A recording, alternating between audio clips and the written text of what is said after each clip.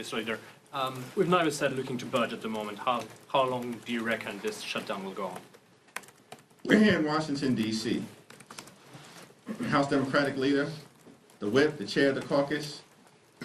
We've been here all week. Republicans are missing in action, nowhere to be found, on vacation, scattered across the country and the world, spewing lies and articulating the Democratic position, but they don't even have the guts to be on Capitol Hill and debate us face to face.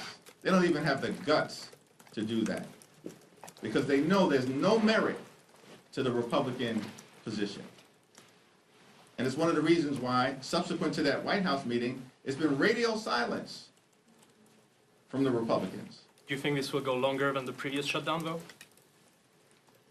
I think all of us, we're here, certainly Catherine and I, we're here for the shutdown that took place in 2013. It was a 14-day government shutdown until Republicans finally came to their senses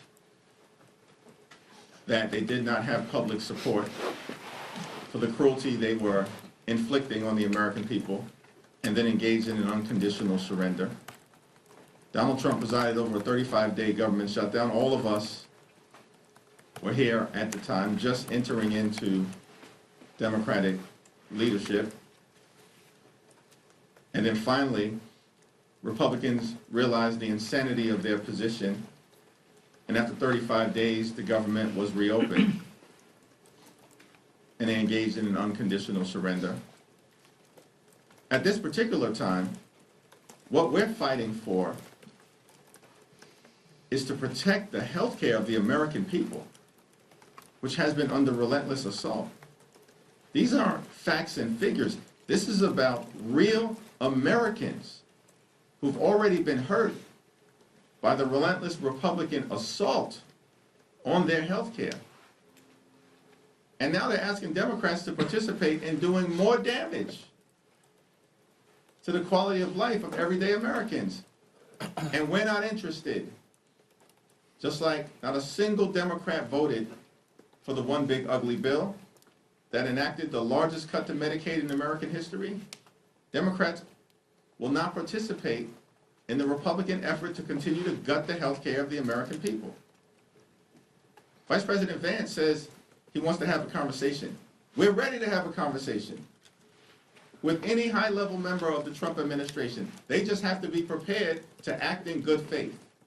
Not to talk about it, but to be about it. Which means canceling the cuts, lowering the costs, saving the health care of the American people. Let me let Pete Aguilar.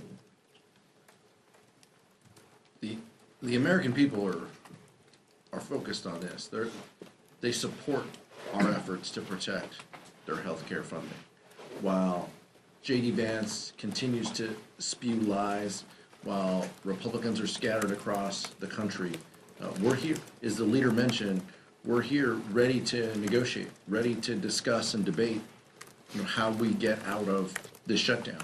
This is a Republican-led shutdown, all because they have an inability to deal with the healthcare crisis and the affordability crisis that Americans are going through. That's what this is about. And the American people are supportive of this, and it's a shame that they continue to use every lever they can to extract pain. But to your question, Nicole, infrastructure jobs being affected, thousands of people potentially laid off. I'm guessing a lot of those people might live in New Jersey too. A lot of those workers who could be laid off. And folks in New Jersey will have a choice in 30 days. Do they want someone running for governor who supports Donald Trump, who supports delaying these infrastructure projects, or do they not? Those are some choices that employees will have to make and that working families will have to make. And I trust that they're going to make the right decision. Same.